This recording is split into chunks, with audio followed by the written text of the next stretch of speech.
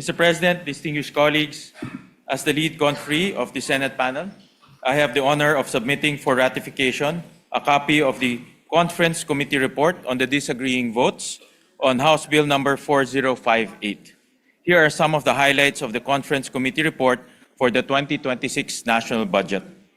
The first highlight belongs to education. We have stayed true to our mission to make education the biggest investment of the 2026 budget.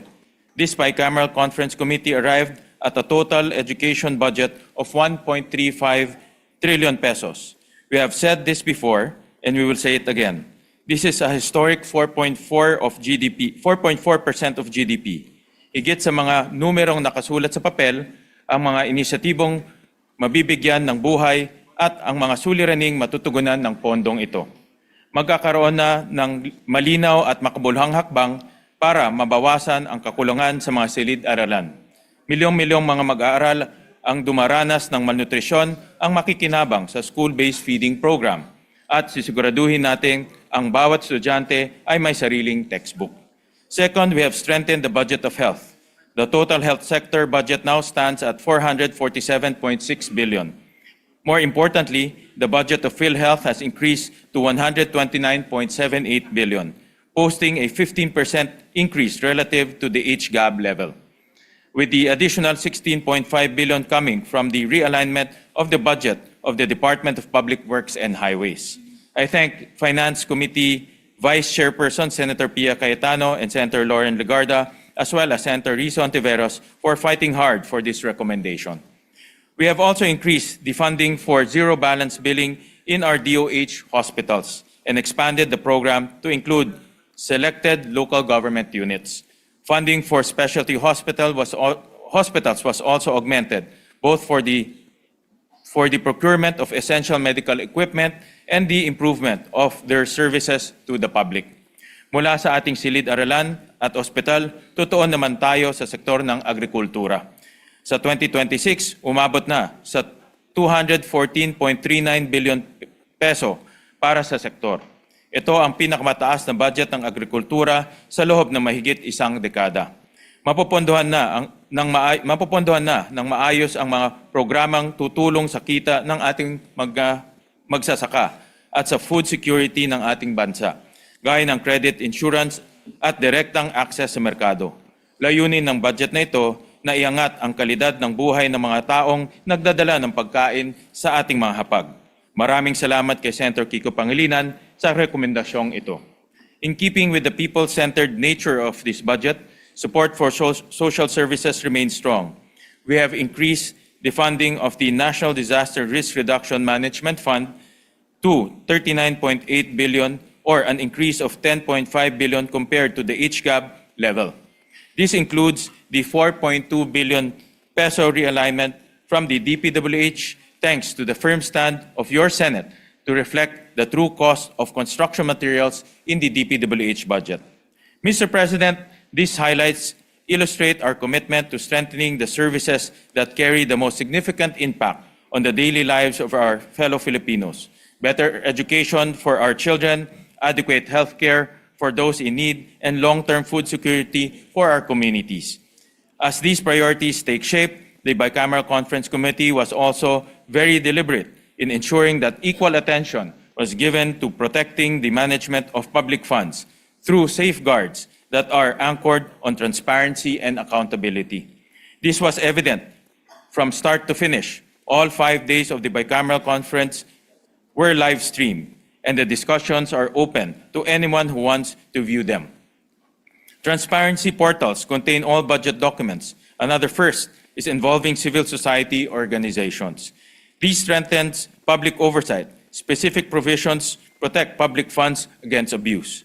For example, all infrastructure projects are now required to have station numbers and clear geographic coordinates that these projects can be tracked and verified on the ground. Where specific sectoral allotments address the needs of our people, these safeguards protect the integrity of the budget process itself.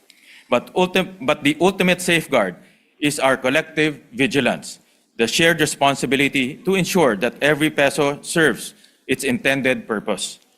What we have started this year has gone through birth pains, at sigurado akong marami pa tayong leksyon na matututunan. Naumpisan na po natin ang mga reforma para sa isang bukas na proseso sa budget. Ang mahalaga ay magpatuloy, magpursige at huwag magpatinag sa dating gawi at baluktot na sistema. I would like to acknowledge and thank everyone who made this budget see the light of day. I thank our counterparts in the House of Representatives under the leadership of Speaker Boji D and Committee on Appropriations Chairperson Micaela Swansing. This was truly a collaborative effort, and I am glad that in the end, we can look back at what we have done and say that the 2026 budget is a budget that responds to the needs and aspirations of our countrymen.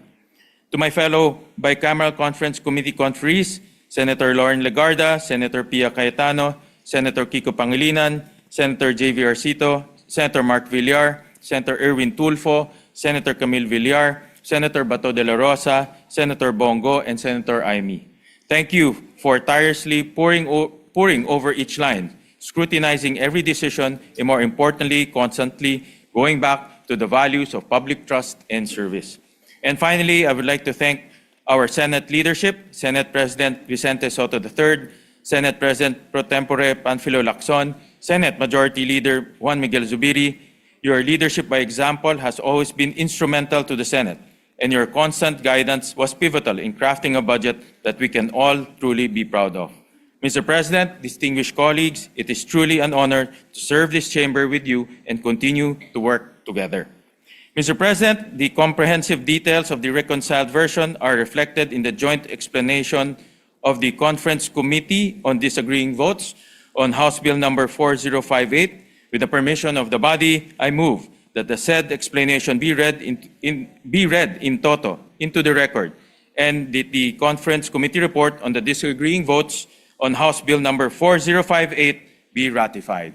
Thank you, Mr. President, and good afternoon, dear colleagues. Yes, thank you. And all these are found in the Senate website. Is that correct? Yes, Mr. President, it's all of the reports, including the details, the annexes, will be found in the Senate Transparency Portal, Mr. President. Transparency portal. All right. Thank you for that. Very good. Majority Thank you, Mr. Leader. President. Yes, Mr. President. Before we act on the motion of the good chairperson of the committee, several members would like to deliver the explanation of vote after we vote Yes, on the measure. perhaps It's going to be after, viva so that- voce, Mr. President. So Yes, I move that we approve and ratify the conference committee report on the disagreeing votes on House Bill number 4058. I so move. Mr.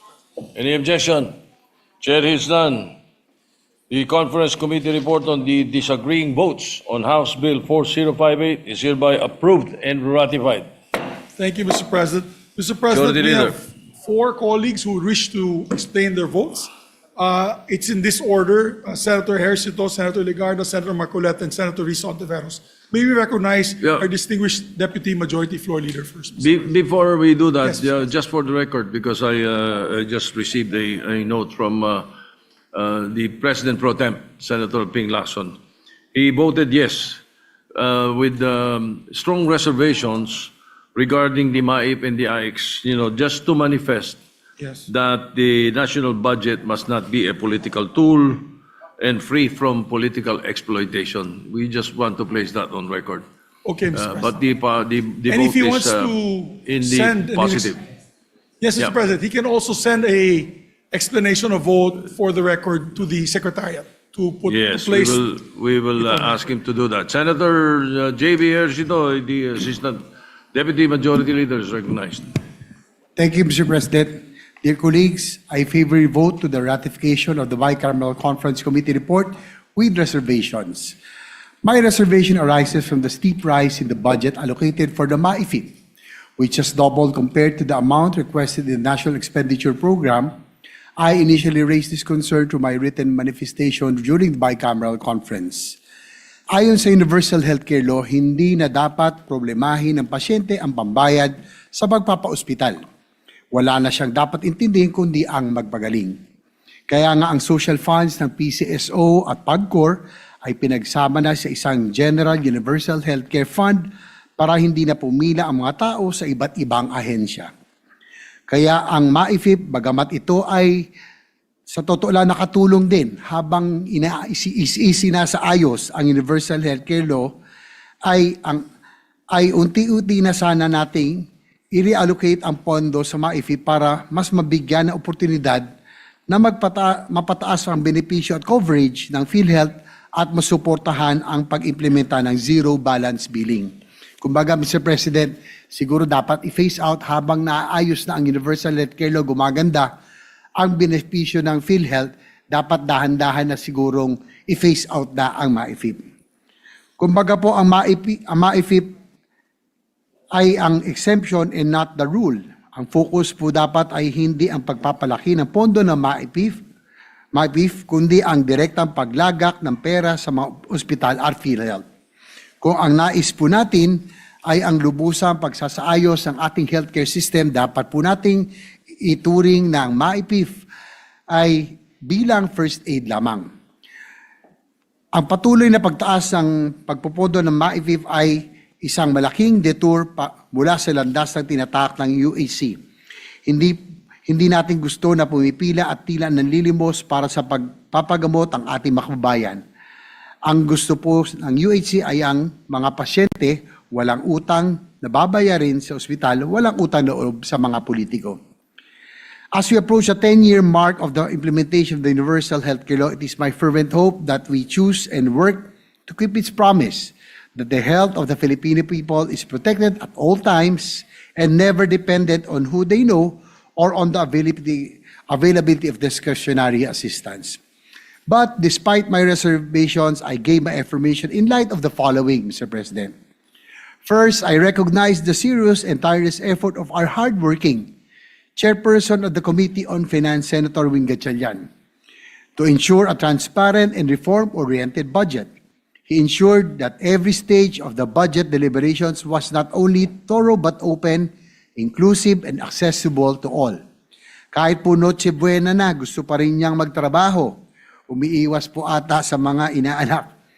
At gusto mamasko sa kanya. Biro lang, bro, Mr. President. Palibasa, single po at bachelor ang ating chairman ng Committee on Finance. Napakasipag ho talaga. Siguro po ay kaya na natatili isa sa mga most eligible bachelor si Sen Win ay dahil sa kanyang dedikasyon sa kanyang trabaho. Yes, he is a bachelor but he is married to his passion which is public service. Lagi po siyang may date kay Inang Bayan. Second, there may be items we do not agree with, pero ganun po talaga ang realidad ng Bicameral Conference Committee. This is a process of reconciliation and compromise between two chambers. Sabi nga, we win some, we lose some. Pero simula pa lamang po, panalo na ang taong bayan dahil may win ang Senado. Our collective efforts have put forward reforms that funded our advocacy on transportation and mobility, support for our men in uniform, and the implementation of the Universal Healthcare Act, including addressing mental health concerns. Doon po sa DILG committee for which I was the subcommittee chair. Maraming salamat po kay Sen Win Gatchalian for giving me this opportunity to defend a big agency like the DILG. Ay para sa susunod, may magandang balita po tayo, Mr. President, para sa susunod na taon, inilagay natin ang budget ng kanilang ahensya ang mas mataas na subsistence allowance ng ating mga uniform personnel sa Bureau of Fire Protection, sa Bureau of Jail Management and Penology, and Philippine National Police at PPSC, and ating pong Philippine Coast Guard. From the current daily subsistence allowance of 150 pesos, it will now increase to 350 pesos or additional 200 pesos a day next year. Now at par with the Armed Forces of the Philippines Subsistence Allowance. Just to be clear, Mr. President, yung sinabi po na ito po ay pork barrel, hindi po totoo.